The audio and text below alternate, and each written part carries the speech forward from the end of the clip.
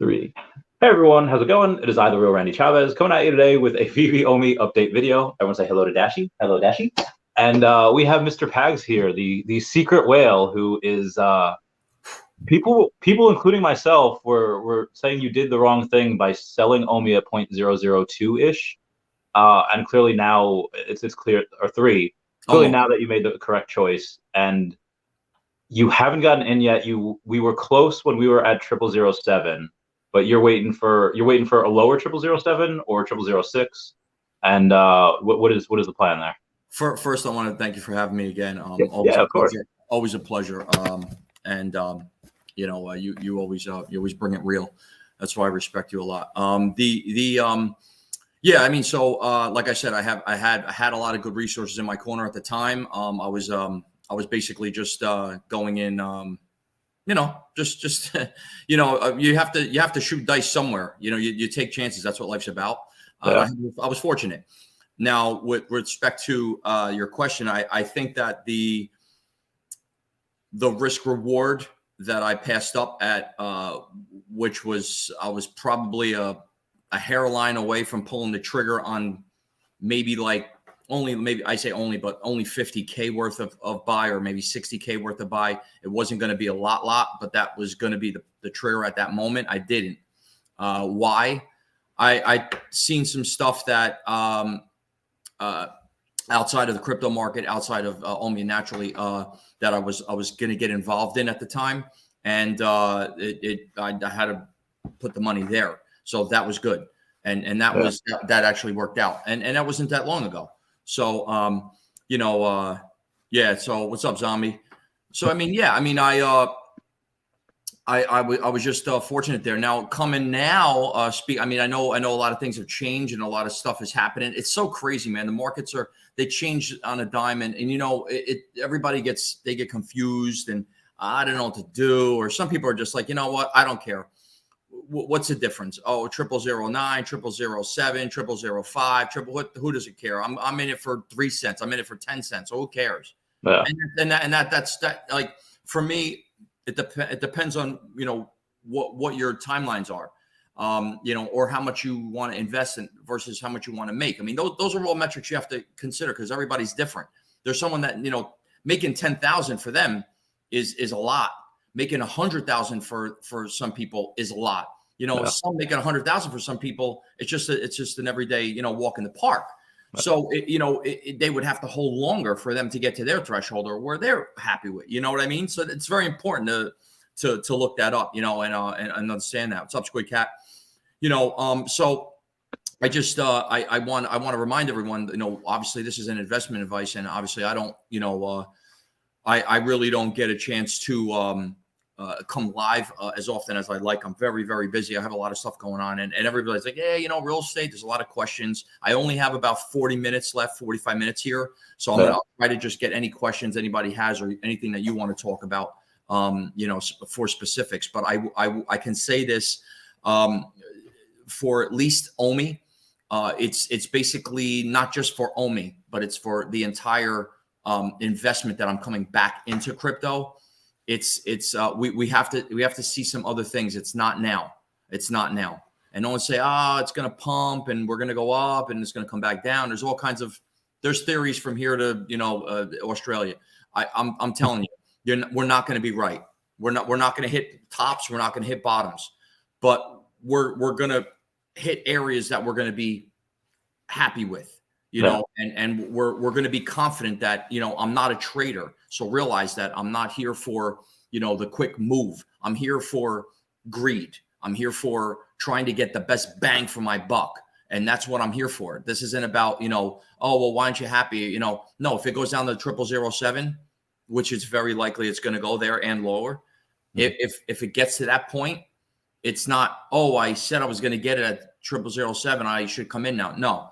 Because it really depends on a lot of factors. How fast it gets to that, if there's some kind of a macro event or some kind of an economic or a social event that takes place in the world, a crazy new strain, or people start dropping like flies. I'm not talking like apocalyptic stuff. I'm saying if there's just like an event that something pops off, people are going to be scared to go in the market at all. It has nothing to do with. So what that particular event or string of events that might lead from that event, it may kick the can down the road a little longer for my longer term hold. So if it's going to be a longer term hold, then I have a little bit of time to breathe a little bit before I actually enter. And those particular times, 9 times out of 10, you see a drop in the market as you're waiting, as it's going. So that's really, what I'm really looking to do. And that doesn't go along with just crypto. That goes along with real estate. That goes along with most of even equity markets and stuff. Yep. So you have more like a range, like in bowling, some people, instead of getting right on the 10 board, they have like the 8 to 10 board, like they have a range. So just because it goes down to 0007 doesn't mean you'll blow your whole load there. It means a little bit there, a little bit at 6, a little bit at 5. So there's most people say that we're in for, pretty decent recession, this year. What is your biggest fear as far as your main concern as far as the macro? Is it the war with Ukraine going poorly or going so well that the fact that Russia thinks that they have no other option than tactical nukes? Or do you think it has to do with China and the South China Sea with Taiwan? What are you thinking? Great question. I don't want to get too political here because I'm limited in my time, but I will say this from just my opinion. Things are going to get worse before they get better. Mm-hmm. So generally speaking, yes to everything you just said, and really it just depends on the timelines. I think so. As with any war or historically wars, there's always been a significant amount of assistance, whether it's NATO, whatever the case is, from the United States. And what do we always have to do when we do that? And what has always been the pattern? There's always been some kind of inflationary event, some kind of supply increase of the dollar. And that's a metric of obviously weakening the dollar's value. So I can tell you that it's not over yet. It's not even close to being over yet. So I think that because of that being a standpoint in this whole picture, and that event hasn't even taken place yet, and what obviously the byproducts of those particular events, what takes place after that, it's not favorable for any market. It's not favorable for the stock market, for bond markets. I mean, anything. And these are where we're at right now. We have inverted rates. We have another hike coming. So you know what I mean? It's just something that it's not favorable. And I think that, when you're to your question, any of those particular things can take place, and it's likely they will, unfortunately. I mean, I hate saying the nuke word, but we've been hearing it for 40, 50 years and still no nukes, no big, no event.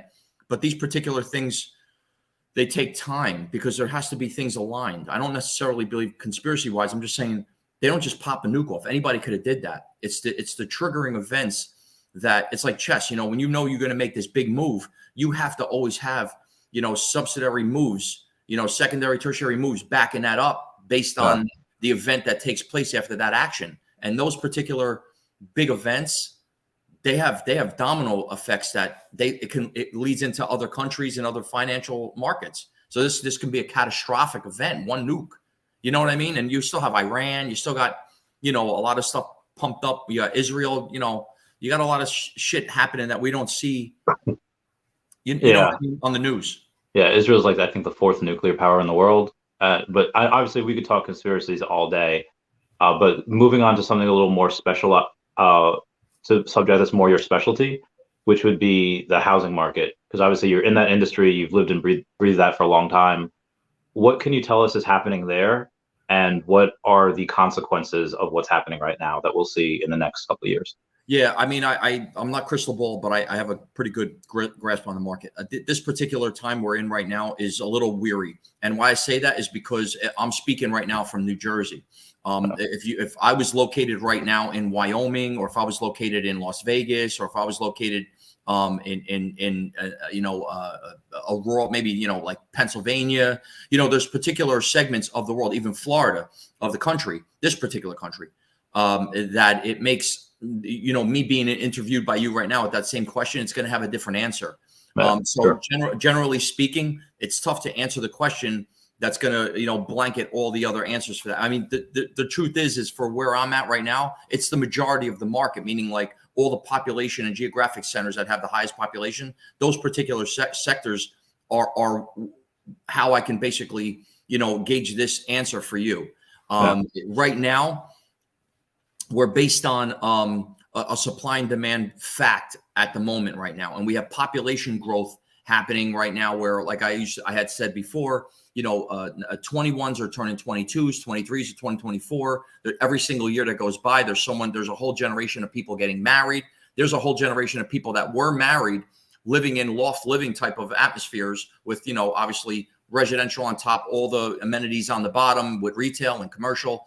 And they're already in their 2 or 3 year experience in that lifestyle. And now they're coming out of that. So there's generations that are moving in and out and getting married and just in the sense of graduating college, or trust fund babies that are just ready to make a bigger move or a move in general. And these particular events, because they're so grand, you have to scope them. Like you have to really do the math on them, because it's very important to see the majority of these things happening. You don't have enough inventory to keep up with those particular demands. So it's not a matter of, rates are up, people can't afford it, or you have to realize there's a whole generation right now, every single day that goes by, and I'm not week or month, day, that there's a influx of baby boomers dying. And I want to bring this up because it's very important. Every single time a baby boomer dies, 66% of every baby boomer, the baby boomers has particular assets that among the particular heirs that are going to be then passed down onto, whether it's real estate and or equities or anything else, just in general, it creates a bubble of capital for that particular next generation that's adherent to those particular leftovers from the wills.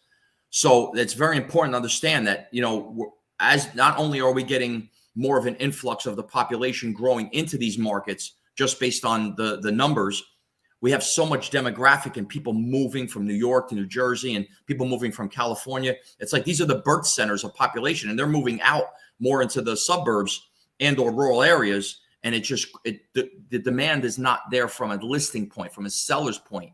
They're not there. So we're still in a seller's market, even though numbers might not dictate that, because it seems that rates are high and it's not, people are affording it. It doesn't matter, man. It doesn't matter. And you got to realize multifamilies are a large segment of this, and that those other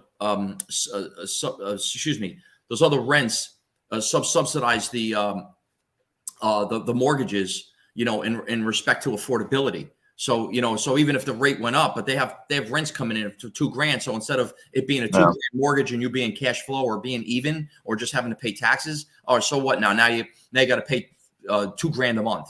That's still affordable from a standpoint, especially to two incomes, Yeah, I've seen that a buddy of mine that has a house and it's not paid in full yet, but it's where she can rent it out, and the rent more than takes care of the mortgage and the taxes or whatever. And she actually herself rents an apartment. She has a house that she rents it out. So are a lot of these millennials or Gen Xers that are inheriting these things from boomers, are they keeping the houses to rent them out, or are they selling? They are. No, yeah, that's a great question. I get this because I'm the agent, and my wife, she's a broker. We're agents that we handle those particular situations. For the majority, I could say more than maybe 3 out of 4. It could be even 8 out of 10. It could be high like that. Yeah. The particular the wills themselves are in place where there was usually more siblings, and no one agrees. There's always a traumatic event, and the executor of those particular wills, they execute their responsibility, which is the particular person that died or whatever happened.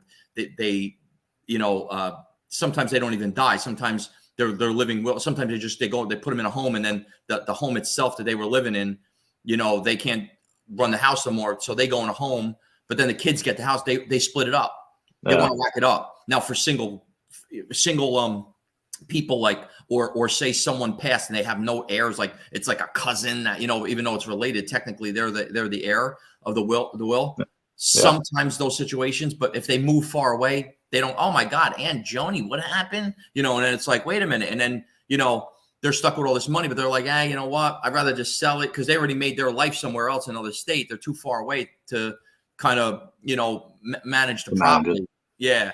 I mean, it's for the majority of our, at least my wife and myself, the homes they're sold. It's a great, trust me, there are some that, I mean, in fact, my wife's aunt, a perfect example, obviously her grandmother had passed and her grandfather was still alive when he passed. You know, there was 5 siblings. My wife's mother was one of the 5 and her sister bought the home. You know, the home that, you know, that was left because all the siblings had an opportunity to buy it. So my wife's aunt, which is, you know, my wife's mother's sister, she wound up you know, buying it, paying out the you know, the siblings of their share, you know, of the value of it. Now she owns it. So there are situations that, you know, it does work out, like I said, but it's like an 8 out of 10, man. It doesn't. They whack it up.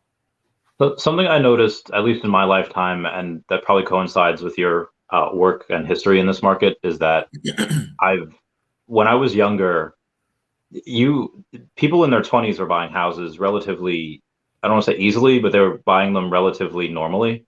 And I feel like now a lot of my generation really isn't buying them until they're in their 30s. And what I do notice is that it's more of the women that's driving the markets, because when men get married, I have this exact scenario that I'm in right now. My friend Nick married my friend Megan, and it was her driving decision. Like, I want a house. And he's like, okay, we'll get a house. Do you notice that people are buying them older now? At like, who are your age ranges of people, and are they mostly couples? Yeah, the majority is their family, their families, their husband and wife with kids. There are situations where we get couples, like I said, they came out of the loft living in the like urban center, and now they want to get a suburb kind of lifestyle. They want to start their life. They're not have no kids yet, but naturally they're now in their late 20s, early 30s, like you're saying, because they've done, you know, they went to their college, they got out, they're 22, 23, they get a relationship, they do some dating. By the time they hook up, get married, go live together in a loft living type scenario, because they like the loft living because they came from living in either a dorm or an off-campus housing in their college for 4 years. Before that, they were home and everything was getting done for them, cooking, cleaning. Yeah. So when you go into this loft living, it's not much off of what they're used to, because you got everything there. You know, washer and dryer, over washer and dryers in your closet. You got all the amenities you got downstairs, workout, eating, whatever. You're on a bus, train, you're to work, to and from, sometimes work at home. So now they get 2 or 3, 4 years out of this. Now they're in their late 20s, if not 30s. They don't have no kids still. Now they want to do that thing. So what do? So that's for those particular situations. They're the minority versus the majority. But most of the time it's people that either came from rental situations with a family, now this is their first home, or they're looking to upgrade because now they have a second kid. Their 3 bedrooms not big enough, and you know what I'm saying. That's the majority of our clients. Okay, that makes sense. And typically people are just using the same like 20% down. Are they putting more? Are they doing like a first time home? In this market, we've seen you got to realize, like I said, the market hasn't really slowed in the sense of demand on good deals. It's really the majority of the affordability comes from usually like the bigger cash position. So in other words, if the home is selling, say, for $450 and it's aggressively priced because it has there's 4 bedrooms, it's in good shape, but it needs some work, the majority of the deposits are going to be like 130,000, 80 grand. Like that's the majority of what everybody has liquid right now. I haven't had but that's not the point I'm trying to make. What I'm saying is they're going up and over between 40 and 100,000 over the S price. Jesus. And I'm going to be honest with you, it's probably closer to 80 on the average. So it's high. They're going up and over the ask because this is the demand. These are the markets we're in right now. So if you don't come, like, in other words, it used to be credit. Thanks, Good Cat. It used to be credit. It used to be income. It used to be the job you were in. It was a lot of metrics that were like the importance of the majority. And that was the who had the better deal. They got it because they had better credit and or they had a little bit better of a deposit. Now, none of that even matters because the up and over the asking price matters. So you got to come out of your pocket with so much more. I mean, there's people coming into properties in negative equity. They're paying more than the house is even getting.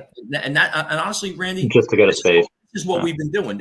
Our buyers, before it was like a home inspection, people would get in, get a home inspection, and then the home inspection would find things that were $8 grand, 10 grand worth of stuff that they were like hidden in the walls. There's maybe an electrical panel that's old and aged. So that is going to take a lot. People are not only waiving inspections, Randy, which means they're coming in, getting their home inspection just for informational purposes. Oh. They're waiving the appraisal. They're waiving it. Oh my God. They're saying, we don't care what the hell the bank is. We're waiving it. We're taking this house and we're putting 100,000 on top. It doesn't matter. So some people are walking into homes, say a $550,000 home of being appraised, they're paying $600,000. They don't care. They have a $50K negative equity. They don't care. And you said it could be because they're waiving the inspection that there could be another $50,000 worth of work. It could need a new roof. Honestly, this is the dice they're throwing, and this isn't like oh yeah, that happens here. No, this is 95% of every single deal I have. You need to waive the home inspection and you need to waive appraisal. If you're not waiving appraisal, then you're putting a huge deposit down. So it doesn't matter because then if you put a huge deposit down, then it doesn't matter what the appraisal is because it's going to come after you put your deposit. What your mortgage is going to be, it's still going to be under what the appraisal is. So sometimes it doesn't make a difference. But waiving home inspection, that's 95% of the deal. Because you got to realize from a seller, you have two buyers that are say you have two buyers out of 20 that are looking to put down big deposits. They got great credit, everything else. They got everything's ready to go. But one is not waiving home inspection. The other is. There's people taking $25,000 less because they know the other person's got. You got to realize home inspection, Randy. They only waive home inspections minus structural and environmental, which means unless the foundation is cracked, where like horizontal cracks are beyond recognition, which that's not usually the case, but let's just say, and or there's an oil tank that's leaking and no one knew about it, and it's a possible environmental issue. Those are the only two things that come out of those exemptions of waiving appraisal. Waiving home inspection. That's it. Other than that, no problem. I don't care if there's a fire while the home inspection is going on. I'm taking it out. It's insane, bro. We've seen crazy stuff, man. How long can this go on? Do you suspect that this is a bubble, or do you think that this is just a result of boomers dying and people inheriting money? It's the population growth that grew too fast for the urban centers to handle the actual So you see this keep going for another few years, probably. Easy.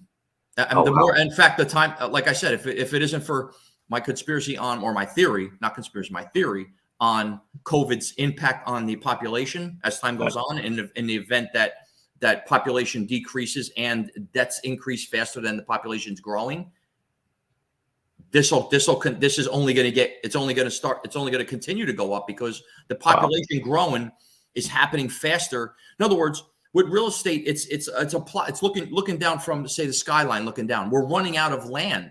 And when we run out of land, the problem is for every home, a single family home that's built, we get 5,000 square feet on the average, which is a 50 by 100 plot on every home. That's how they were built, 35 by 80, whatever.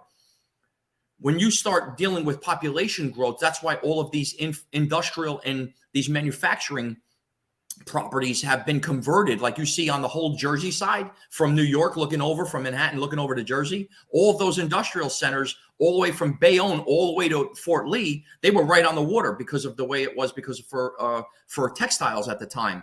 They're all converted into living now. These are the loft living up top with obviously, you're talking about 100, 200, 500, 1,000 unit Maxwell buildings. They're 1,000 unit buildings. I was in Hoboken. My office was there. It was right in the heart of it, man. And Maxwell, these were these monster high rises.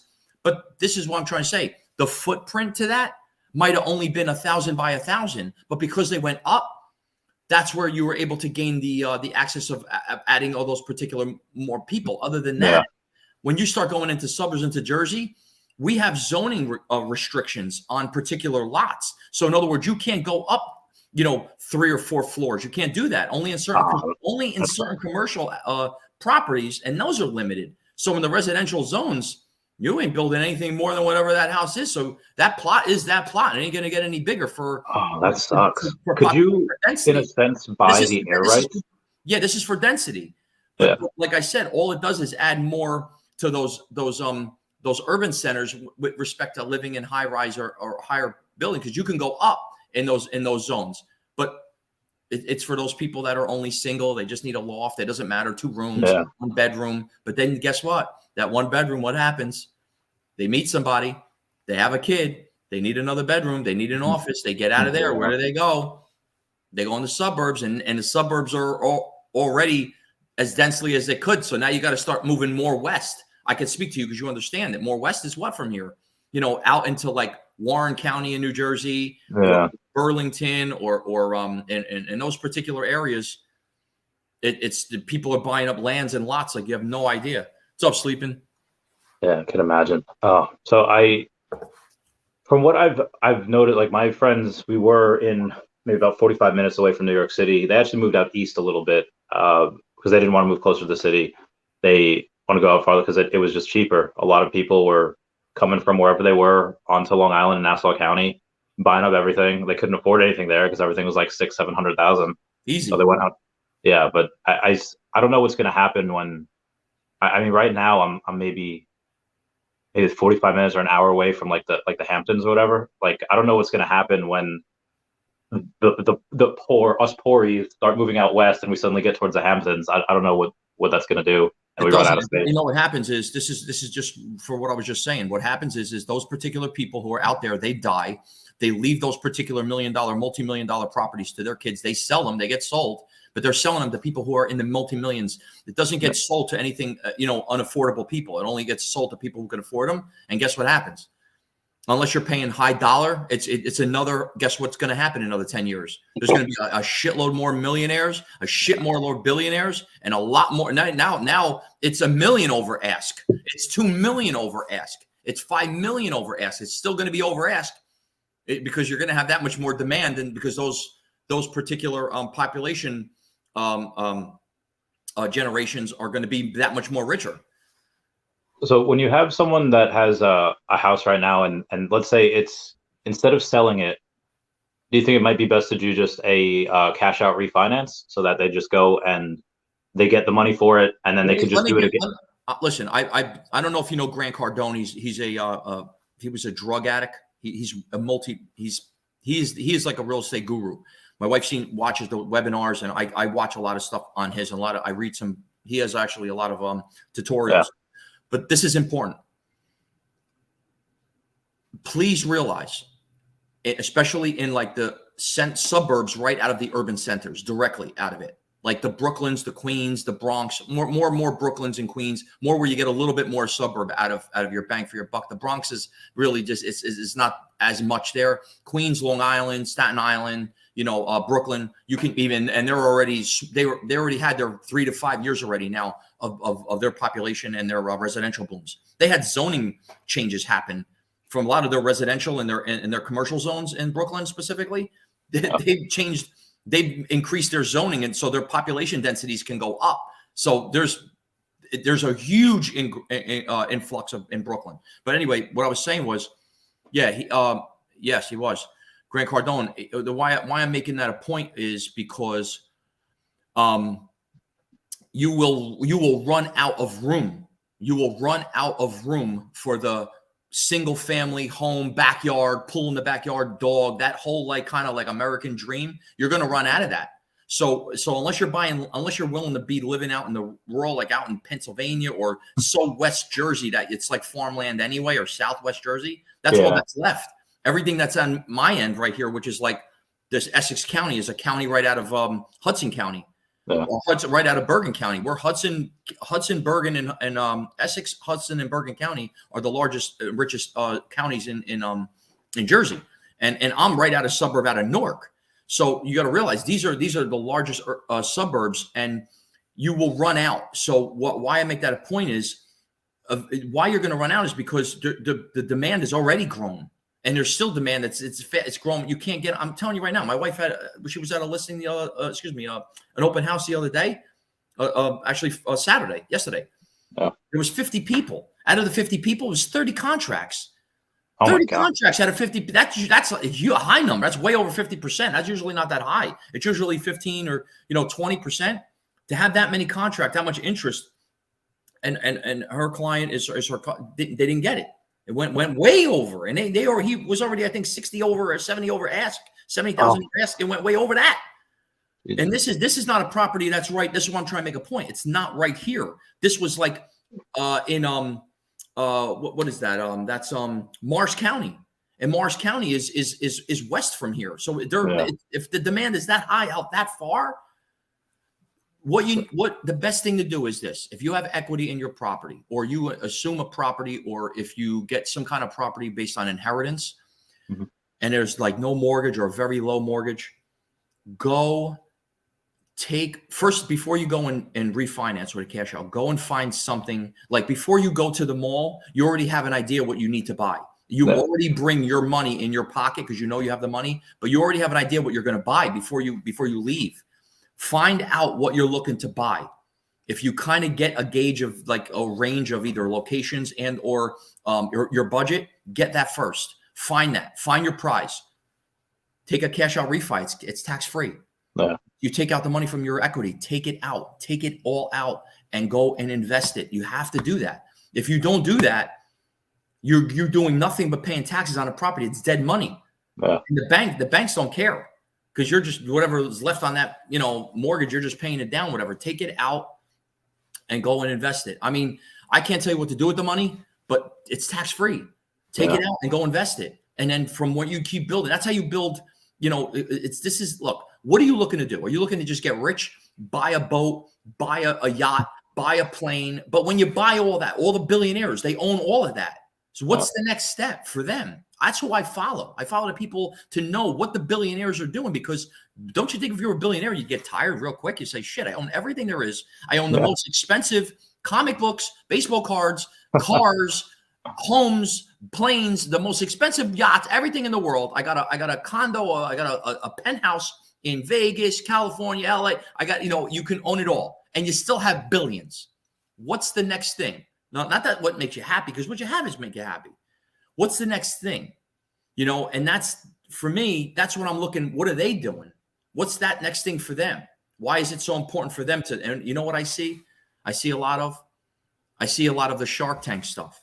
That's the next thing. They're investing in investors. Yeah. They're investing in investors.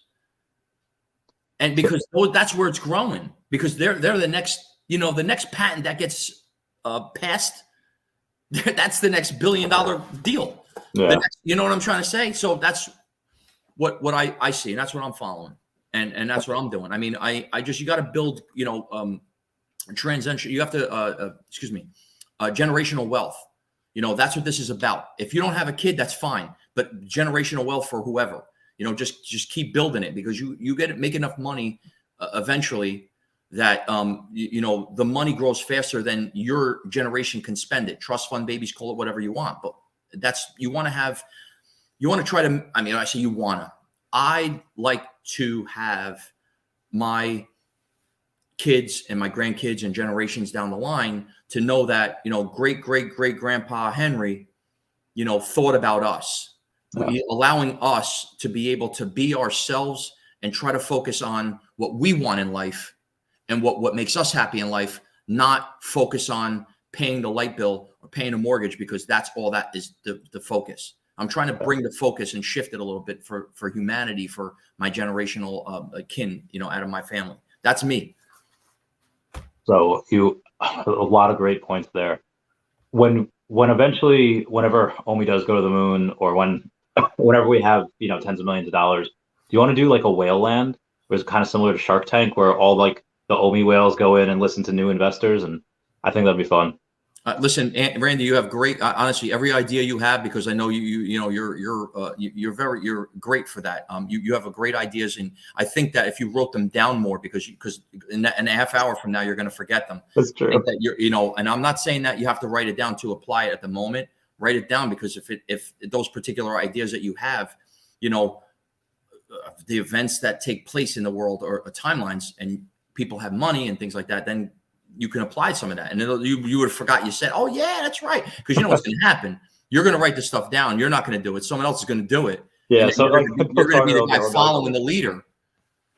Yeah, I mean, that sounds fun. Just like having a couple of beers with the guys while you're listening to people pitch, and we'll have like a dunce cap, be like, loser if we don't like an idea, or if we do, we have to fight over them. We'll do Feesh battles to see who gets to be the biggest investor. Yeah, I know this is something that on my bucket list. I was actually invited. I'm not gonna say it publicly, but I was invited to meet with Charles Hoskinson in his Colorado ranch, and nice. I mean, there's gonna come a point in time when I get a chance to actually do it. But he's got a mushroom. He is heavy into mushroom farming. Nice. Mushroom farming. So I'm sure the red ones with the little white specks are in there too. So when you have people like Charles Hoskinson or people like Bill Gates that are buying up a bunch of farmland, what does that mean to you? Well, it's two different things. Charles and Bill they're totally two different people, and Bill's a little more. He's got good intentions with the devil horns. Mm-hmm. Charles is just good intentions, and he's got the halo. Two different things. But Bill Gates has got some stuff that's just he's trying to be the monopoly man, and he wants everybody. He's got an ego thing, and that's a problem. And that ego thing is the evil, not ego, evil. Yeah. And between BlackRock buying up the real estate and Bill Gates buying up the empty land. I mean, it's right here. The cards are on the table. I mean, just make your own assessment. I mean, that's the real deal. And whatever you think about it is 100% correct. I mean, I think, I don't know what to think, because you have it being reported a lot of random farms are catching on fire. And is that because of something nefarious, or is it because now it's always happened, but it's just being reported on now because, media is everywhere? My conspiracy mind goes to, oh, this means something. But again, I could just be connecting dots that aren't there. So I don't know. But yeah, I don't know what to think. Yeah, we could flip coins on that. So what are your plans in real estate in the next 5 years? Are you going to get out of it when OMI moons and it's like, I don't need this headache anymore? Or are you going to lean into it and be like, I'm going to buy up everything. This whole cul-de-sac is mine. What are your plans? Well, day by day, we reflect, like you yourself, on the similar things that we've done in previous days. We plan and we try to structure our next day with, something better than what we did yesterday too. Not a lot of people have that opportunity. They're stuck in the rat race, and they just really have no other choice but to do what they did yesterday, and sometimes less than. And sometimes every day that goes by, there's less people are going into more debt every single day than they had the day prior. And that's a problem, and I'm not a financial advisor, but these are particular things that you somehow have to flip out of. You have to go into the positive. The next day, you have to have more money in your bank than you had the day prior. You can't have less. If you have less, it's going to domino, and you're going to get to a BK eventually down the line. Whether it's 13 or 7, you're done. So that's from an advisory. That's what I could say. From the other side, with respect to like my plan or my wife and I plans, we share the same sentiment, because it's the greatest thing when you have a partner that's on your team that thinking the same thing, not like going against you. Because a lot of husband and wives are getting divorced now because they have two different mindsets, and some women more so because they're independent now. They don't have to depend on the man. If they say the man says, "Oh well, yeah, well go get it yourself," then go ahead, go meet a guy, and and what is a woman? She's home doing clothes with kid. She doesn't have the infrastructure. It wasn't independent. She was dependent on the guy. So, it's flipped somewhat, and that's great. I'm not saying anything wrong. I'm just making a point. But it ruins relationships because they can independently do what they want and not agree with the other. My wife is very much on the same page as myself, and her brothers are all it's segmented well.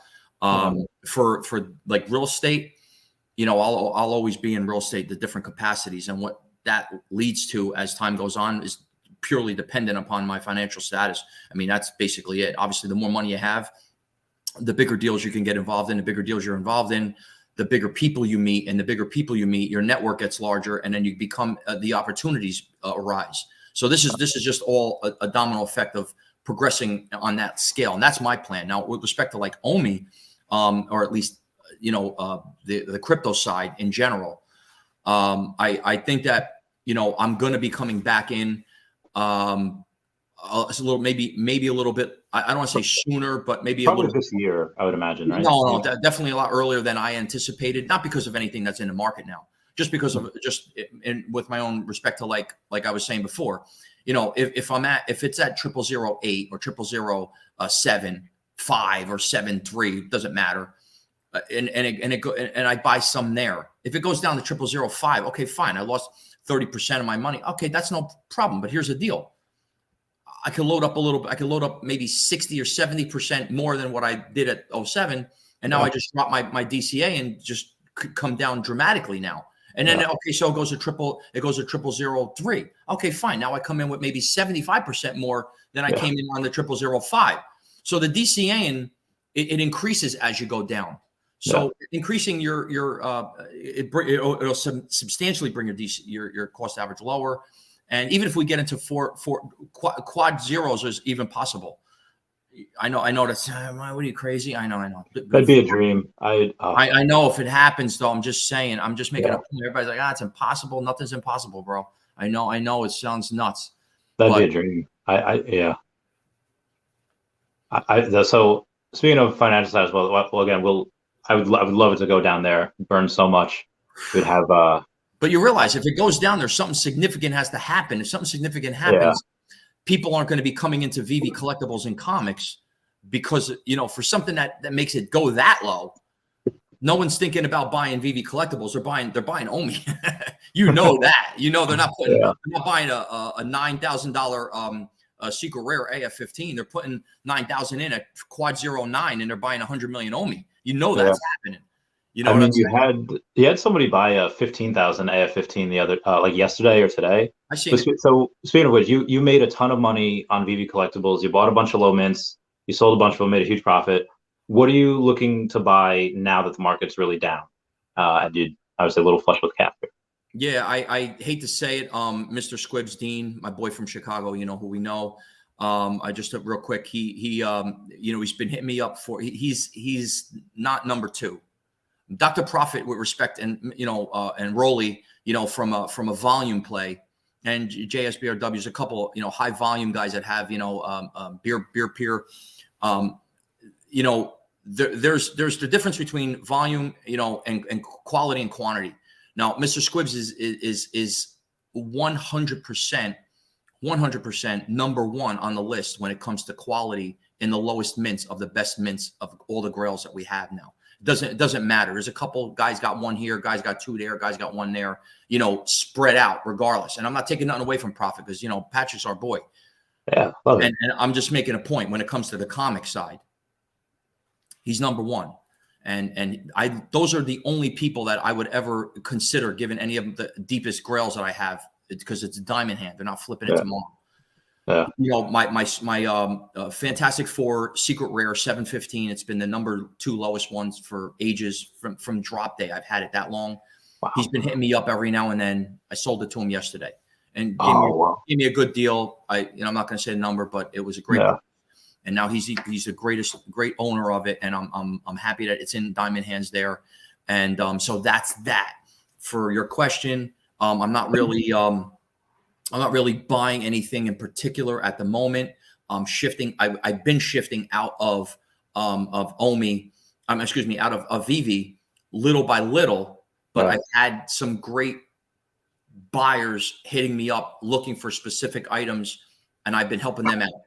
Because the industry is great for people who are looking to mimic a lot of the stuff that I don't want to say I set in place, but you know, I set a standard, and that has been a great accomplishment on my end and on their end. So I'm still funded, and I still have about 350 total comics and collectibles, mostly comics that are all of the best mints. But, you know, that's not the point. The point is that, you know, I'm still able to shed some of this off of the, you know, the cheese wheel to you know, and I'm doing what I'm doing with my money, you know what I mean? And I'm doing other stuff, but, you know, so that's it. And I think that there's going to come a point in time we're going to have obviously another when you know we get lower that I'll have we've already had transacted, you know, a large sum of the I'm just not coming right in directly in the markets at the moment. I see a little bit more dark side coming, and this pump is great for people who are either putting longs out there, going for, you know, longer investments, or you know, people covering. It's great who's making money. But we're, you know, I think, you know, we get an eclipse before we see that pure sunlight yet. We still have some dark times coming. So, I mean, we're talking I mean, even Elon Musk said you're probably gonna have a recession that lasts until like February of next year. But is there any, what are the odds, and are you worried that if we're wrong, if we say like, oh, well, actually, unless the trends reverse, you know, we could be in the next bull market right now, the beginning of the next bull. Do you think that's a 1% chance, less than that? And if it does happen, are you like, well, I already made a bunch of money and you don't really care? Or is that going to hurt? I don't listen to like Elon. Elon's like, I can't listen to him. No, really? I love hearing him. There's a difference. I love hearing what he has to say, but listening is applying some of those particular things, and I don't do that. He's great, and he's great for the industry, and he's great for technology. He's fantastic. He's doing a lot of great things, and a lot of stuff that's coming out and will spawn out of his inventions and things that he's done is going to change the world. Okay, granted, but right now, you know, one thing could happen and pop off in Europe, and everything that he just said just now going to be thrown in the garbage. It won't even be accessible. We'd be like, well, I don't know what the hell he was talking about, because of these you know, particular things that happen. The IMF is changing. There's a lot of stuff happening.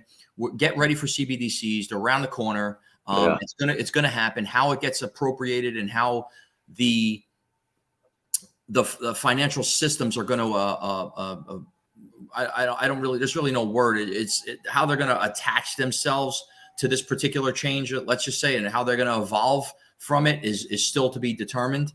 Yeah. I think events take place based on events, maybe not good ones. It forces the CBDC in, and that kind of fosters in the crypto tech industry that we've been waiting for so long. It's unfortunate. Bad things have to happen and make good things happen out of it. But I say good things, maybe not so good in respect of like control and centralized control. Maybe not. That's not good. But middle class is going to be gone. There's going to be super rich and super just regular. I call them. Yeah, you know, the super regular are not poor. They're just regular. It's just going to be super rich and just regular. And I know people have been saying that for years, but this is the time where if you don't jump on that train, you miss the boat. It's like with what was it, when remember the what was the movie Day After Tomorrow? What was the one with the boat? Yeah. With the tsunami that came in. The guys got it's a giant storm. There's like 3 of them comes in. Yeah, and like the arcs that went out. It's one of them. That's how it's going to be, bro. And you either miss or you know, and it's unfortunate. I hate to say it. It's not like I'm saying it because, you know, it's just yeah, man. It really is, man. It really is. When civil unrest happens in America, it like America, whatever happens here happens all over. We set the first domino in place. And if we have riots and there's martial law and it's crazy over here and it's crazy, and people are shooting and killing and going and rampant, and you know, jewelry stores and pawn shops and supermarkets getting on a you know, nationwide scale, what the hell is the rest of the world going to do? You think they're going to sit there and like, wow, look at them over there, like we are to their countries. Look at what they're doing. Look what they're doing to their. No, bro. I mean, I have just to push back a little bit on that. I think the time when they would have introduced martial law would be when the pandemic, like in middle of 2020, pandemic is super there. Everyone's afraid of it, at least until, you know, you did have riots happen in every major city. and the riots it had nothing to do with the pandemic. It just had to do with, something else. But if they didn't have martial law then, I don't know what else could martial law. You have to realize something. Just to let you know real quick, because I got to go. In Newark, New Jersey, back in like 1960, I think it was 68, 69. No, it was they called it the Black Riots or whatever, but it was because of the social movements that took place right down here, right in Newark. They had the National Guard come right down below there with their tanks. As those tanks are coming down, it didn't even matter. They were ripping up the street in the middle. It didn't even matter. There was riots on that scale, but back then there were no gangs, no Bloods, Crips. Nobody had guns. It was nowhere near. It was nowhere near what it was. It was a lot civilized, so they were able to handle it. When you're talking about martial law, bro, we're talking about 100 million people, like actual adults, mostly male, with guns and with bats and weapons. That's a lot. That's not, you can't, martial law can't handle that. That's not, we have to exercise our rights to do what we have to do. But at the same time, we have families, we have kids. There's people going to be like, wait a minute, what? And then they're going to say, there's going to be some people who are afraid. They're not going to be able to go out.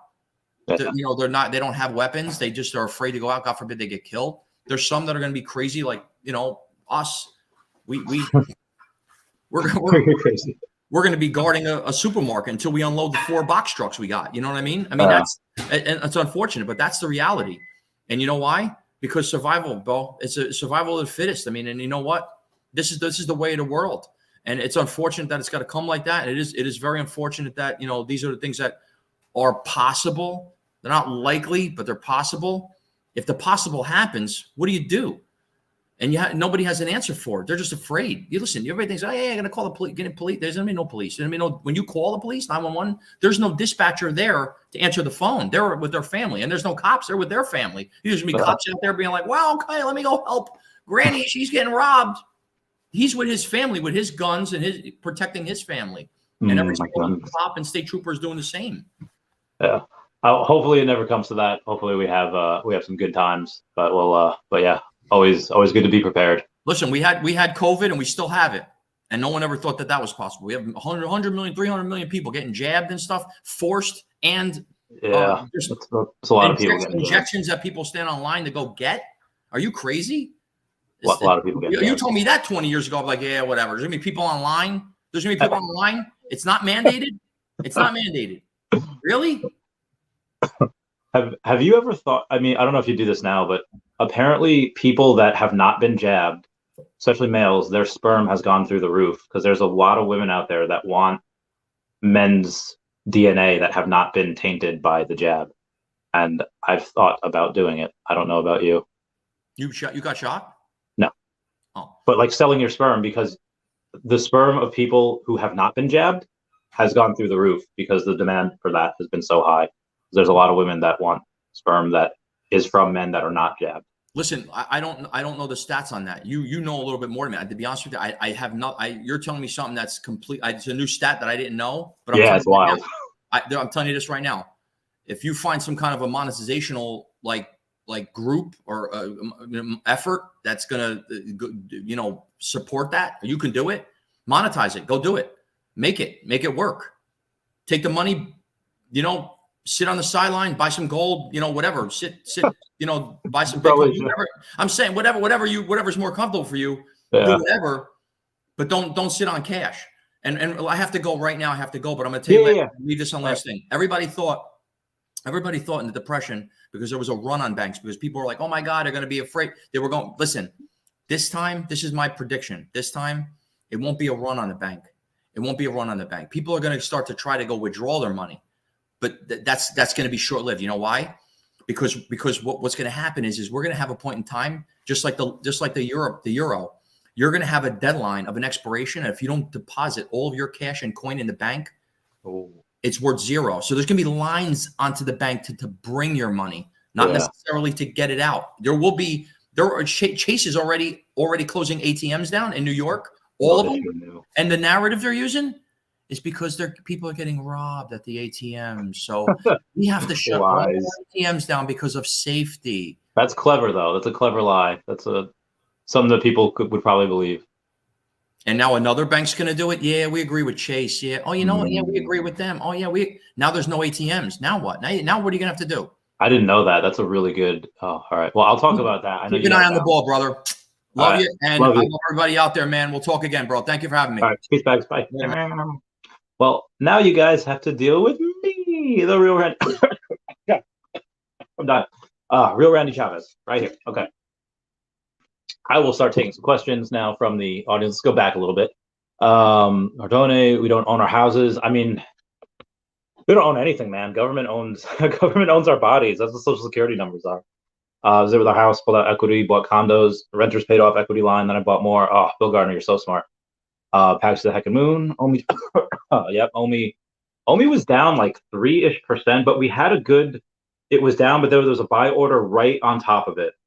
So I'm gonna go to the Bit4X and see what we're at, and I'll take a look at the trades. I'll take a look at what we've got going on around here. I don't know which one it was. We're right at the cusp of 0009. We're 0008,997. Down about 0.85% for the day. And then let's take a look at the CoinGecko and see $739,000 in trade volume, which is not bad considering a lot of our stuff is about 500,000, 600,000. So a little bit more volume on the day. Commercial Realtor, could definitely relate to everything Mr. Pag's talking about. He has great knowledge. Yeah, he's great. Pags is a family man, totally. No, OMI will go to the moon. I mean, again, I'm not saying that, it happens tomorrow. You need utility and you need exchanges and those two things. And I'm not saying they need to roll out all of the utility in the OMI development roadmap. You would need just a couple of things. Now, I'll let you know which ones I think are more important. But again, this is just my opinion. If we go on and we take a look at what is closest, is the waitlist drop system. The waitlist drop system, and then over on the top right or top left, it's the crypto to gem. I don't know how much of that is really going to affect the price of OMI. When you have crypto to gem, yes, you're going to fill that gem pool. That gem pool is going to get so big that when you have OMI to gem, all of that OMI gets burned. Why does it get burned? Because that gem pool is being filled from the fees of crypto to gem. And the Veve team had already donated 1 million gems to there at first. So there's $1 million worth of OMI. As soon as that's built or as soon as that's bought, that immediately gets burned. But again, that refills every single day as long as there is crypto to gem. So as long as you have those two, if you have a whole bunch of Ethereum whales coming in buying, that'll refill the gem pool. Now, most likely, the OMI to gem, you're going to be incentivized to use OMI to gem. There's going to be lesser fees. Even if it's the same fees, once you have OUP staking, the OUP staking, that will lessen the fees. There's a lot of things, a lot of ways they're going to incentivize using OMI on the app, whether it's OMI to NFT, OMI to gem, all that type of jazz. So I mean, we'll start the OUP progress bars for probably this first half a year. I don't know how much of that is really going to move the price of OMI, though. I think you really need probably the bronze tickets. The bronze tickets will probably be one of the bigger things. The rest of them, a little bit here, a little bit there, but that OMI staking is going to be probably the biggest one. But again, we might not get that till next year. I'm not sure. Love old Hosky. Yeah. Portobello industry is very lucrative. Is it? I had no idea. Alice in Wonderland type stuff. Bill Gar says, evil Bill Gates in his pink sweaters. He's a character. Like Heisenberg gets to wear pink sweaters. Oh, I love Heisenberg. I says, what's up, guys? Here's the good and the bad. Oh, we had a lot of stuff. We had a lot of stuff that we had gone and talked about, which was fantastic. Yeah, could you imagine if we get a 0001 OMI? I don't think that's likely. I mean, again, if any of what Pag said, I mean, so if we're going and taking a look at Ukraine and Russia, it is going very poorly for Russia, which you're thinking, oh, that's good, right? We're winning the war. When Putin does these negotiations, it has to look like he walked away with something. And with him walking away with something, I don't know what that is. I don't know if Zelensky's going to go and give that to him, but if it spills over into any of the Baltic states, spills over to wherever it is, and suddenly NATO gets involved, and then Putin is like, okay, and Putin is not going to win that. Like they're losing a lot more soldiers as opposed to the ones that they're killing, and at that point, if it goes too well for our side in too quick of a time, that's probably when Putin's like, okay, well, I don't. It's like that trailer from Ant-Man. I don't have to win. I just have to make sure we both lose. And those tactical nukes are like, and again, I don't think. I would hope that none of them are used. I would like to think that Putin has in his mind, well, I'm going to live another 20, 30 years. I mean, whether he does or not, I don't know. But I think he would probably look at the long game, like, okay, let me walk away with something, and then I'll be quiet again. But I mean, at this rate, what's good for America is that Putin's army and his military and a lot of the funds are so exhausted that it's going to take a good 12 years for him to build back up. Like it's not going to be like they're not going to be the powerhouse that they once were because they're exhausted from this war that they cannot win. That's going to take a long time for them to regrow a lot of the population, get that propaganda machine running again, and then getting the money to build up a lot of that stuff. It's going to be really hard. So it's good for America. Not so good for Russia if they become desperate. But yeah, barring that fact, you could always have a black swan event. You could always have something that makes you go and say, oh, okay, because of this, because of X, Y, and Z, markets will dump. But I mean, how much more can you shove at the market? We literally had threat of World War III. We had new variants of the Rona, and I mean, you had Terra Luna collapse, you had FTX collapse. How much more can you throw at the market? It seems like the market really wants to run. It seems like the market really, really wants to ignore the bad news, and it's like, hey, enough of this. Let's go. Yeah, Dive Jedi, let's go. So Michael says, I do home inspections along with plumbing, and I've seen it where it costs $25,000 to fix a sewer. They didn't know it was bad because they waived the home inspection. That is absolutely bananas. We'll never advise to waive the home inspections. Yeah, I would never do that. But again, you have these people that they're FOMOing into houses, and from what Pags is saying, with the data that he sees, is that a lot of boomers are dying. And I mean, how many hundreds of billions or trillions of dollars are Gen X and millennials going to inherit when the boomers die? I mean, as they more and more die every day. I mean, what did Al Bundy say in Married with Children, where he's talking to Bud about his grandma? I was like, listen, Bud, think about grandparents. They died. And I don't mean to be so like, what's that called? Like brutal and so like, whatever that is. But there's a lot of money that's going into millennials, and what do they do? I mean, millennials are very, very impressionable.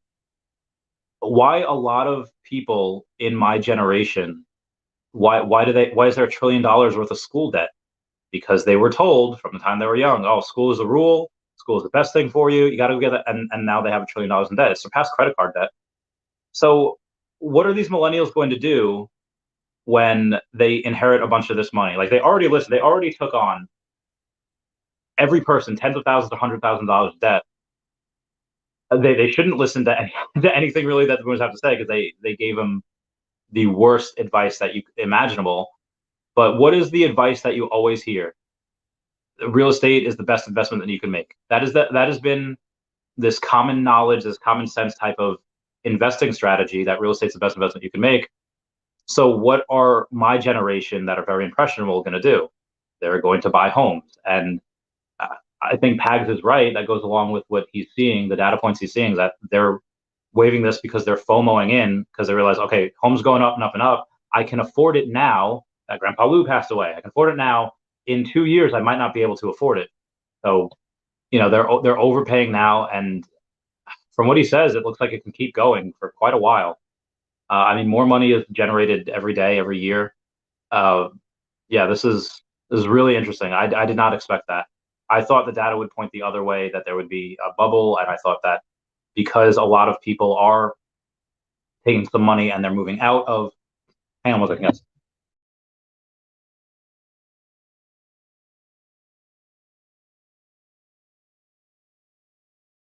that they are moving out of places like California and New York and Jersey and going to Florida and going to Texas and going to Phoenix. That's what I would assume. But apparently, I mean that still is happening. But I guess there's enough demand in a lot of these coastal areas that, yeah, it was wild. But one of the good things about that is that, okay, if people have extra money, you know, I mean, in stocks, you have ETFs that take dumb money out of markets.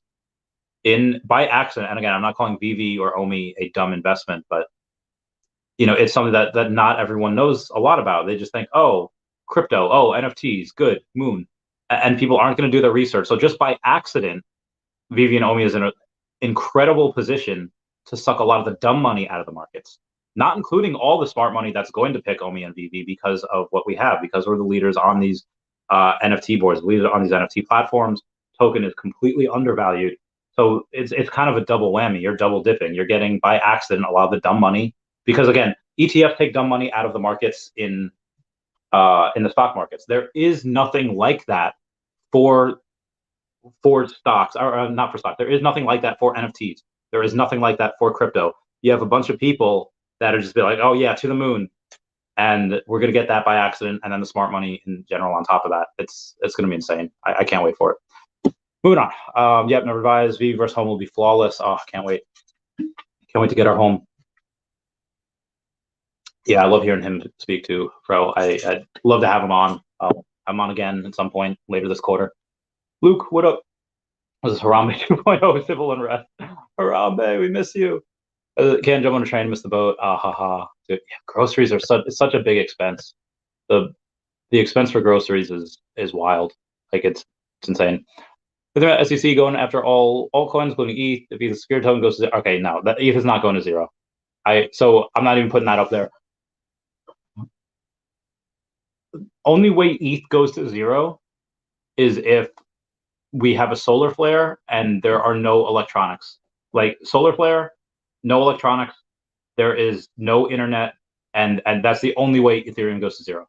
There is no other possible way that ETH goes to zero. I don't care if it is declared a security, which it probably won't be, but even if it is, there's no way. Moving on. Does the cops did say out of it for some time because they're outnumbered? There's footage of autonomous zones. Oh, I remember that. Yeah. Forgot. Discussion is not likely. This guy's weird. Yo, Pags is a G, bro. Pags is an OG, super wealthy, and he's getting back into OMI and Veve soon. It's his base. News Now Marijuana says, wait, what? Americans will have to become rugged individuals again. You don't say they need it. Americans are too dependent on government, police included. Listen, my guy, you are preaching to the choir, where we've had good times for a long time. And I see such a difference between even just one generation, like a 10-year gap. From people that are 35 to 25, people that are 40 to 30. It's just like let's just say a 4-year gap. When I was in the military, my first year there, open the door. Hey, you're new in the dorms. Let's go party. Well, fudge. All right, yeah, let's go. Let's go drink. Let's go do whatever. I didn't know these people. There's like, hey, you're new to PAX. You're new to the port. You know, let's all drink, get like parties every single day up until I left for. I started to notice a little bit of it where some people were a little more nerdy tech people that are just like, okay, let's play video games. My friend DC. Yeah, DC, what are you doing? Listening in my room alone, listening to Adele. What? I mean, I get it, but what? As soon as I came back from deployment, every single person was like that, where they didn't go out anymore. They didn't party. So like, people, even in the military, were becoming a little softer. And God, I see that so much in civilian life. So we've had good times for a long time. What do good times make? Good times make weak men. Weak men make hard times. Hard times make strong men. Strong men make those good times, and good times make those weak men. I've seen a lot of weak men in the. Yeah, and I hate to be one of those like boomers, like, oh, it's this generation. I mean, it depends on who they are. It's just, I mean, let's face it. A lot of us, it's very comfortable to live nowadays. it's very comfortable, and there's a lot more resources and things that you could do nowadays than you could 30 years ago. It's just different. Astronauts says the news scares people, is why Twitter is better to get your news from. If I was right, people agreed 100%. Where's Pags? I'm out. Oh, Pags is he's just dipped. Lagar says I meant instead of Shark Tank, OMI Tank. I know what you meant, and I have to agree. Chago Solis, what's up, guys? What's going on? How you doing, fam? Will Gardner says, what up? That was why is OMI to Gem so underdeveloped? It was in the app years ago. They have to make sure that gem pool is really, really filled, and it has you cannot have OMI to Gem before you have crypto to Gem. You need to have crypto to Gem first to keep that liquidity pool filled and keep it rising, and then you could do OMI to Gem. Because if you just had OMI to Gem, like there's that big arbitrage opportunity. Why did they get rid of OMI to Gem? Because that would have bankrupted Veve if they had kept that. That just says, gosh, it wasn't allowed by the app stores have their own in-app currency. Just says, I'd love it if you got Nick Rochefort on the podcast, talk housing as well. Send me a thing, send me a link, or where I can contact Nick Rochefort. I'll see. Pro Coming says, great live stream today, Randy. Very insightful. Mr. Pags, very savvy. Yeah, we love Pags. Pags does some good stuff. So Jedi, gotcha. I'm not a developer, but should be easily implemented into the web app since they've successfully had it in the mobile app. Heard Russia is winning. It's why Ukraine asked for tanks and jets, and Germany may join the war. Well, Germany's sending tanks through Poland to Ukraine. They're not joining. They're just sending like munitions and stuff. I mean, even if Russia is slowly gaining ground, like this is not. Russia thought this would be quick and over with within a couple of months. It's been almost a year now, and they're losing a lot more men than the other side is losing. It is not good for Russia. This is considered a heavy loss. The Supreme says, how's it going bad for Russia when Russia is still attacking Ukraine? I mean, it's going bad for them because the amount, in my opinion, the amounts of troops that they are losing, that are getting wounded and dying, is I don't think worth it compared to the attacks and small bit of ground that they have gained or are gaining. And again, when Russia did have that big heavy loss in Kherson last month, I think, and that is a big loss. Like there are some places that Russia is losing ground. They are losing land where Ukraine's fighting back, and yeah, there's a lot of Russia is not doing well in this. Russia says we don't want a war. I'm covering up for when all else fails to take you to war for distraction. I mean, I don't. There's a lot to be said about a bunch of those things, but I would not say that. I don't know. I would say that it is convenient that this has happened while stuff on Ukraine was being investigated. Yes, I will say that, but I don't think Biden had that power to say, yeah, Russia and invade Ukraine, so I don't have to go through that. That seems a little far-fetched. Again, I get it. I see where that line is, and I can connect those dots, but that just the most likely thing is that it's just a coincidence thing, in my opinion. Correct, Germany's not joining that war. They are just sending tanks. OP. Watch though. Snowboarding. My boy's snowboarding. Ukraine needs more soldiers, so Europe's going to want to join. I don't think Europe's going to want to join. I think that they are fine just sending things. There's some Ukraine troops that were going to, I think, Oklahoma or Texas to be trained there on how to use certain weapons, and then they'll go back to their country. I'm pretty sure that's public information. When I make money on the next bull run, my profits will go into real estate. I'll probably buy a little something too, nothing crazy, but a little bit. We've been using HELOC to invest in a rising interest rate environment. For me, because I know what I'm about, I'll just chuck it into OMI. I don't really use. I wouldn't use anything else. I wouldn't get into real estate. I wouldn't get into treasury bonds. I wouldn't get into HELOCs. I wouldn't get into anything. For me, it'd just be OMI for right now. The West Coast and East Coast run the U.S. Almost every non-coastal state has a low GDP. Yeah. Well, I mean, Ohio's really, really good. They got Columbus. They got a couple big cities there. Texas is Texas makes more money than most of the U.S. Like their GDP is insane. And yeah, is it technically on the coast because they have the Gulf of Mexico there? And like sure, but it's not like coastal like we're used to seeing. But yeah, agreed. That's why there's a little bit of, I don't say a rift. There's a gap. There's a rift between the coast and Middle America. I think Middle America is great. I think that is America. I think that there's beautiful landscapes. The people are mostly cool. There's some where there's like, oh, maybe minorities shouldn't go to this part. Sure, I get that, but most of Middle America, I think, is. I think they're all. Most of the people I've met are really good people. They're warm, good-hearted people, and they're just. I love guns, and I love they're just.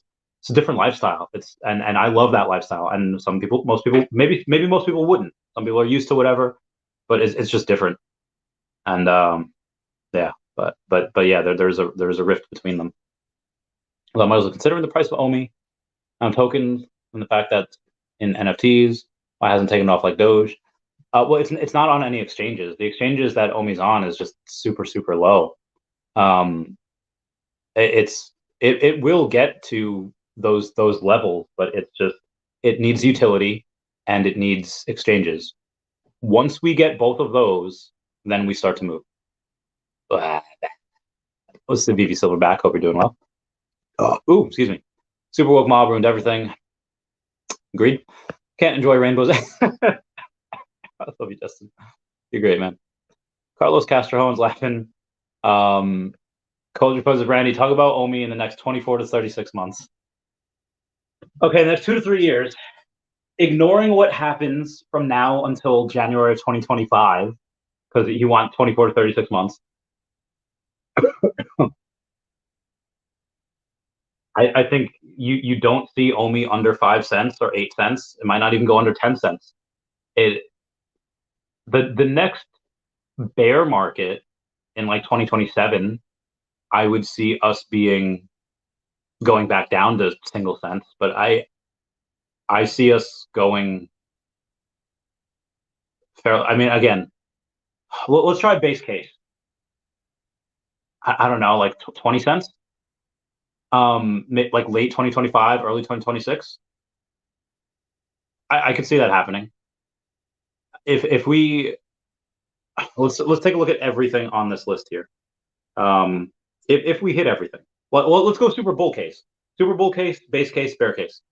Let's do bear case first. I mean, next 2 to 3 years, if we have like one thing happen and we have like one okay exchange, maybe bear case, we get to like 2 cents, 3 cents, in the next 2 to 3 years. That is my bear case. Like the black swan, Veve and OMI dies.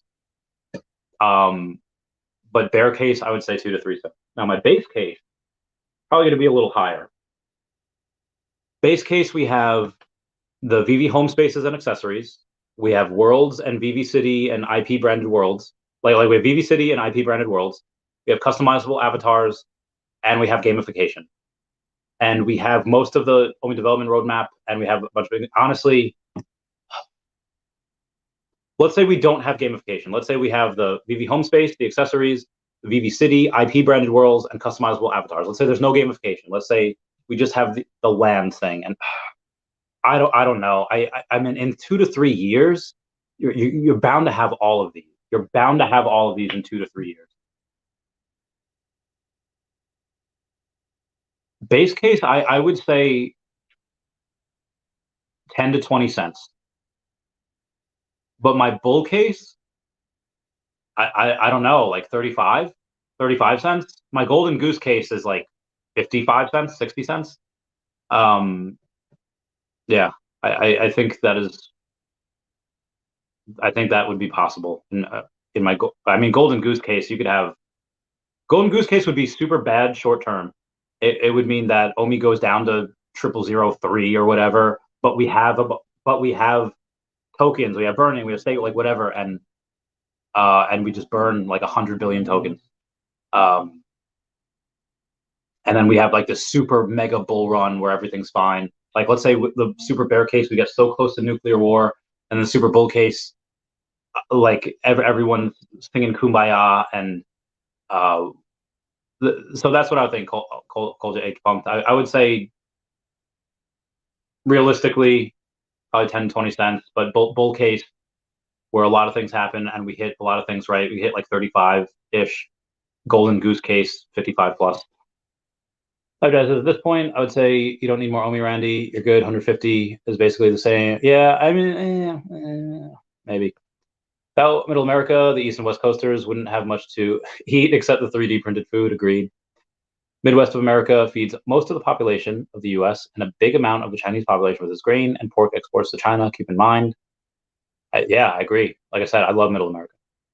Carlos Castro says, "Can I hold till 2040? And I'll be 40 years old, so I wouldn't mind. Just got to be healthy, number one priority." Honestly, I think if you hold to 2029, 2028, I mean, 2028 is the next Bitcoin halving after 2024. But 2028, 2029, OMI is well over $1. Mark my words, OMI is well over $1 by 2028, 2029, in that range. Yeah.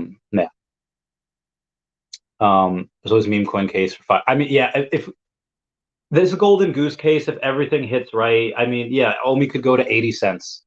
But again, this is, I would say the chance of, let's say, Veve and OMI dying in my black swan case, 0.01% chance. The golden goose case, I could see as like a 1 or 2% chance. There's a much better chance of that golden goose scenario where OMI goes to 80 cents in this next bull run. That's like a 1 or 2% chance. I think that's much more likely than Veve and OMI dying. Again, tapering expectations, I would say you'd probably be happy with 10 cents. I'd be happy with 10 cents and $15 million. I mean, heck, I'll be happy when this goes, when I'm just a millionaire again. I know, like first world problems, cry for me, Randy. You know, I will. I would say you have, yeah, that 10 to 20 cents is probably, you know, a little more realistic. That bull case though, 35 cents. Yeah, I mean, would it be $60 billion if we burn 100 billion tokens? Yeah, I would say that. But I would not say that, like the meme coin, I don't think the meme coin makes it reach $5. I would say it could reach $5 in the 2030s, and maybe even much farther beyond that. Like I said, I think $10 OMI by 2040 or below. But you know, that's 17 years in the future. Yeah. Well, J. Punk says, Real Randy Chavez, you have mentioned OMI burn with PAGs, but the burn from selling in the store / market will not help us anymore, question mark. You sell the reserve can go to zero. Yeah, the reserve, I just wouldn't pay attention to the reserve. What I would do is, how we're going to burn from the circulating supply is if, okay, there's 1 million gems in this gem liquidity pool right now that was donated from Veve. Dan David just said, you know what, we'll donate $1 million worth of gems right here so that when we get OMI to gem, we could take that OMI, that will go directly to the reserve wallet or burn wallet, whatever, doesn't matter, and we can take those gems from there. That is how OMI gets burned from the circulating supply. But Chavez, won't that $1 million worth of gems go down to zero? You're absolutely right. Or you would be if it weren't for crypto to gem. When you have crypto to gem, let's say it's, I don't know, $105 for 100 gems. Out of those fees, you're going to have a small percent of that money being used to buy gems. When you have $105, and again, I don't know exactly what it's going to be. Let's say $105 worth of ETH or Bitcoin, whatever. Go to purchase gems. That person will get gems like normally from Veve, from their store. But out of that 5%, that extra $5, some goes to Wire, some goes to Veve, whatever. Some will go to burning gems, or not burning gems. Some will go to buy gems and put those gems into that liquidity pool. So as that liquidity pool goes lower from people using gems to their OMI to buy gems, you're going to have the fees from the crypto to gem constantly refilling that. And yeah, you're going to have to incentivize people to use crypto, and you have to incentivize people to, you know, to use OMI. So that's where it's going to start burning from the circulating supply. Resources reserve can go, yeah. When the reserve is 0, the burn will be directly, the reserve is only there. Yeah, but yes, I really would not pay attention to the reserve wallet anymore. I think that is something that is kind of null. It's kind of like, I just wouldn't pay attention right now. I'm dead. We relate. Yep, Helga's good. Mr. Tweet. Oh, that's weird. I like to follow what Elon Musk does a lot. Lex Friedman posts, I'm ride or die with close friends. Any other way to live makes no sense to me. Agreed, 100%. Veve has just posted, starting now in Discord. There's a Discord part. Oh, I guess it's today with the women ex Veve. If you want to go hang out with the women ex Veve in Discord, they are having a party right now. I guess it is. So it says, you all only deploy for 90 days in the Air Force? What? Who the fudge said that? No, wait. Who said that? I don't even see where that comment was. No, we'll deploy. I deployed for like 7 months. I don't know what. Yeah, I don't know who said that. Yeah, I deployed for 7 months. That was hot. That was hot. And the OMI to gem pool is 100% burn. Yes, correct. Every single if you, there's most likely going to be limits of how much gems you could buy with OMI, because somebody with $1 million worth of OMI could just be like, yeah, I'm gonna buy all these gems, and then suddenly it's down to 0. I would, in order to have it fair and a lot of people use it and feel comfortable with it, they're probably going to limit you to X amount of gems being bought with OMI. Now, the more you buy, maybe they'll up your limit or whatever, depending on how much the crypto to gem is working. But yeah, $1 million is really not that much. We get $1 million in gem sales pretty much a week on average. So that could last a very short amount of time, especially when people that have a bunch of OMI, they have found money. Oh, look at that. Yeah. Lily asked for Pags yesterday. Here he is. Yeah. I messaged him yesterday. I was like, yeah, it's been a while. And then, and then he came. It was, you all ask and I deliver. Who do you all want next on the podcast? We'll see who we can get. Actually, let me see if I can go. I'm streaming. Anyone want to join? Oh God, hiccups. Let me see if I can go and send this to someone. I'm gonna copy the link, and then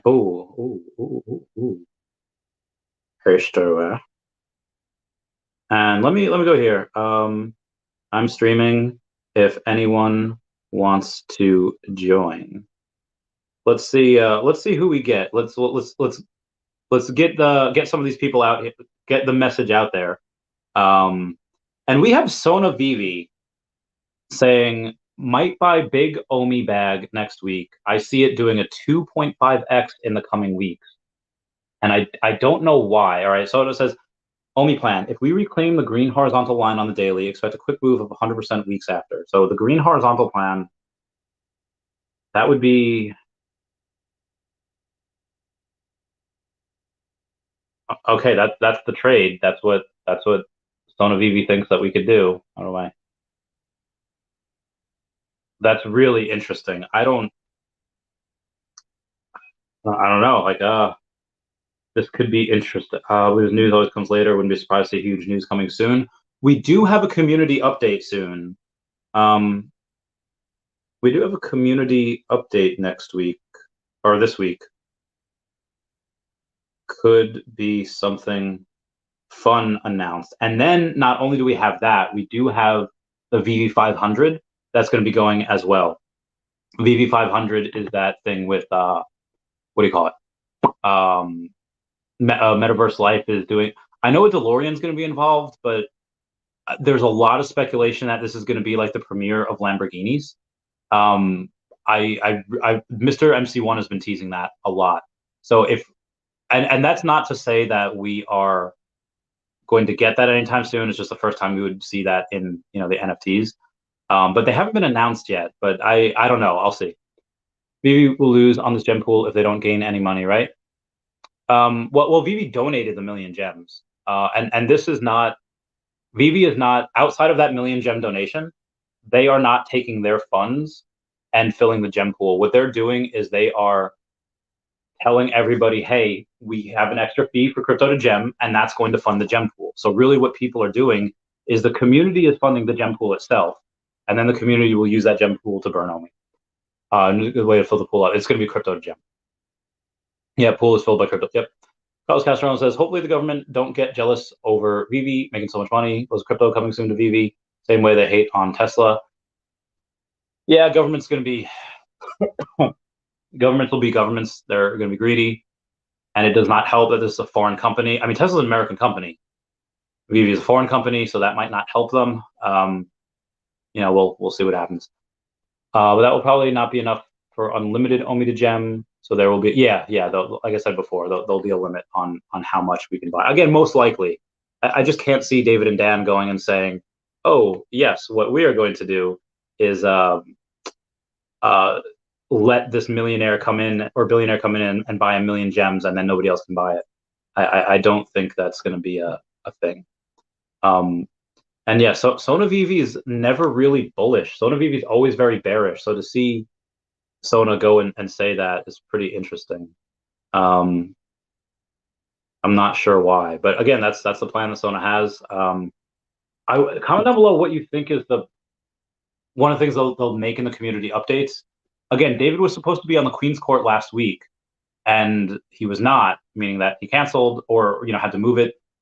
And he had to move it probably because of something that they were working on. It could have just been the filming of this, or maybe there's an update that's coming out.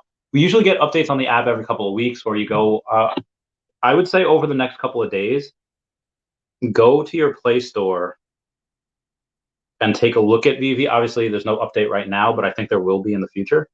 That's, again, just my opinion. I will also have, Danny the Bull, Jordan Reese, Dr. Stuff, and Crypto Rain on the podcast tomorrow for Around the Ecomiverse. And then tomorrow we have that Infinity Stone as well. Listen, those, and this is what's strange. I put in, and I don't want to say strange, maybe that's the wrong word. I put in a poll yesterday saying, all right, how many Infinity Stone sets do y'all have on the Veve app? And granted, only 893 people answered, but more than half of those people don't have a single Infinity Stone. 18% had between 1 and 3, 21% had all 4, and they're getting the next one. And 9% just said show results. They didn't want to answer. But yeah, I thought that was interesting that more than half of these people do not have Infinity Stones, which I think that's a little silly. Why do I say that? Is because, like I've said before, oh man, Veve logged me out. Damn you, Veve. Okay, let's go to the login page, and we'll take a oh god, it's the wrong one. Log in. Yep, I'm gonna do that. Yep, I'm gonna do that. I really want to check the price of a lot of the other Infinity Stones because I feel like those have been really going up. Hold on one second. Oh wow, that's especially that secret rare, the Eye of Agamotto. And again, for those that don't know, there's an Eye of Agamotto. I'll read it to you right now. The uncommon is the one that I want to focus on. But Chavez, it doesn't have a thing in there. Yes, it does. I've said before, if you go and you look at it inside the vault, you can see it. But then it also added, this must have digital collectible features Eye of Agamotto and Infinity Stone within in premium digital format. That they've never said that before. That's a recent update. There's been 0 hints, suggested clues that those stones will amount to anything.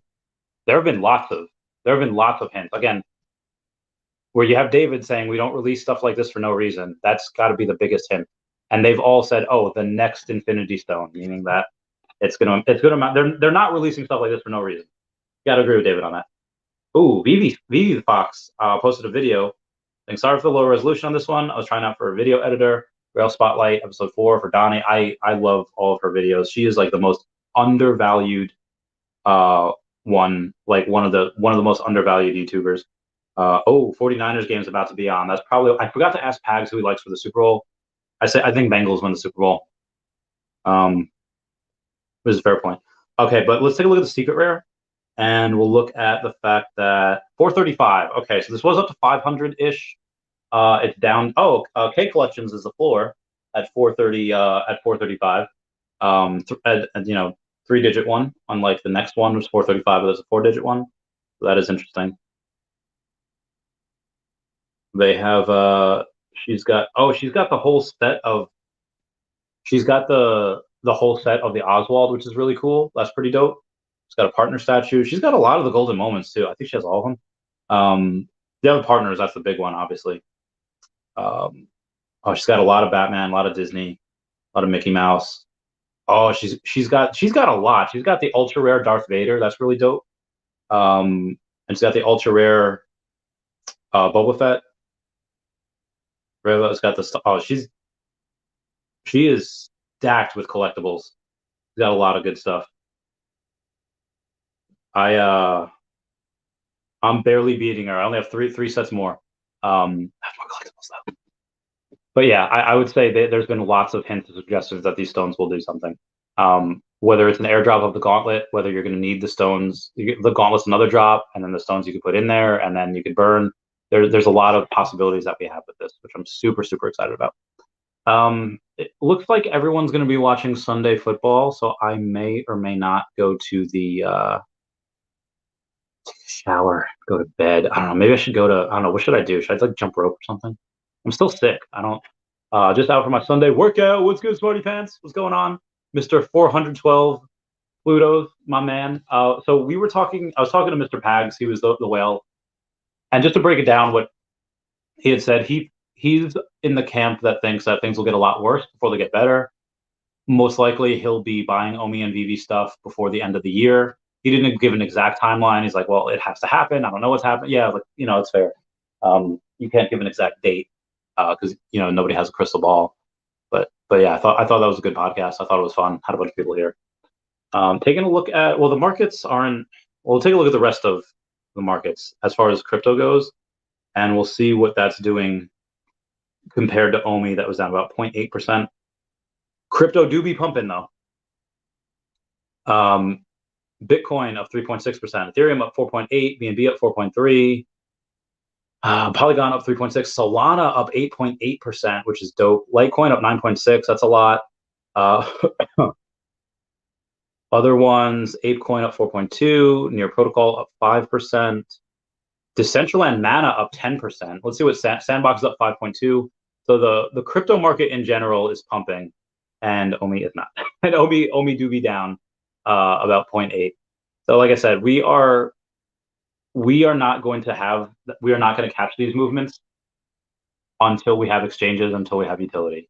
For now, I'll just buy now because I'll dollar cost average now because that's just what I'm going to do.